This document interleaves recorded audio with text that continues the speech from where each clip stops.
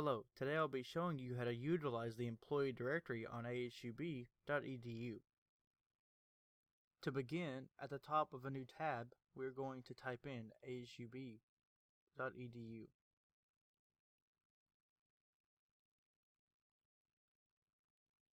Once that loads, we're going to find where it says Employee Directory at the top. Then we're going to click it.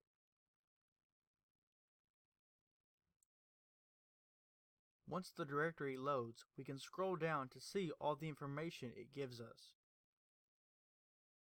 When the directory page loads, if you scroll to the bottom, you can see the name column, which lists employees by last name from A to Z. Then on the right, if you look under Information, you can see all the information we have listed about this employee. The information on the right tells you what position they hold, what campus they're on, their phone number, their email address, and what building they're in.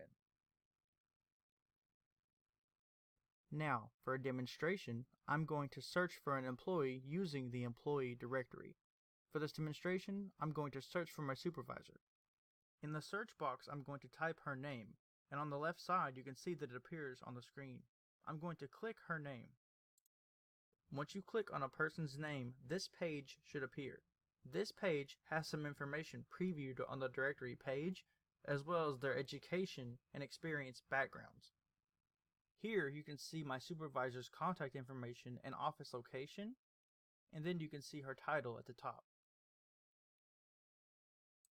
Once you scroll down, you can see the education and experience sections I previously mentioned.